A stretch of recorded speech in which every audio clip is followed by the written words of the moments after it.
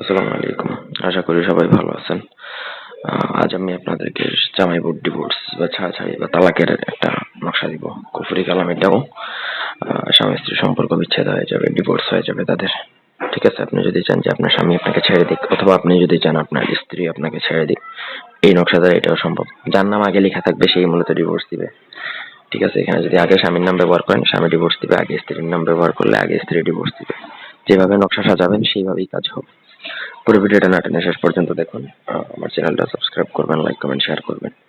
ব্যক্তিগত যে কোনো প্রয়োজন কিংবা যে কোনো কাজের জন্য স্ক্রিনে দেওয়া নম্বরে সরাসরি ফোনে, হোয়াটসঅ্যাপে অথবা ইমোতে যোগাযোগ করে যে কোনো কাজ করাতে পারবেন আমাদেরকে দিয়ে, দেশে অথবা দেশের বাইরে থেকে। এই নকশাটা আপনাকে দুইটা নকশা লিখতে হবে। একটা শ্মশানে পুঁততে হয় এবং একটা পুরাতন কবরে পুঁততে হয়। শ্মশান এবং কবর দুইটাই প্রয়োজন। শুধু কবরে পুঁতলে হবে না, শুধু শ্মশানে পুঁতলে হবে না, আপনাকে দুই জায়গায় করতে হবে। তো নকশাটা লিখবেন হচ্ছে ভোজপাতার মধ্যে অরিজিনাল খাঁটি বর্জন কালি দ্বারা। খাঁটি বর্জন কালি দ্বারা দুইটা নকশা লিখবেন। আগে যে ডিভোর্স দিবে তার নাম আগে লিখবেন। স্বামীর নাম লিখলে স্বামী ডিভোর্স দিবে, আগে স্ত্রীর নাম লিখলে স্ত্রী ডিভোর্স দিবে। কিন্তু দুজনের মায়ের নাম লিখতে হবে, ঠিকানা লিখতে হবে। দুটা নকশা লিখবেন। আচ্ছা, ভোজপাতার মধ্যে খাঁটি বর্জন কালি দ্বারা শনিবার মঙ্গলবার দিনে লিখলে ভালো, অমাবস্যা হলে আরো ভালো। আপনার যদি বেশি প্রয়োজন হয় তাহলে কোনো দিন তারিখ মেনটেন না করে লিখতে পারবেন, সমস্যা নাই। নকশা লেখা শেষে নকশাটা মাদুলি দিতে পারবেন। অষ্টধাতুর মাদুলি হলে ভালো হয়, তাহলে কেউ এটা কাটাতে পারবেন না, এর মধ্যে আপনার হয়ে যাবে কাজ। এটা টোটাল 14 থেকে 21 দিনের মধ্যে কাজ করবে। ঠিক আছে?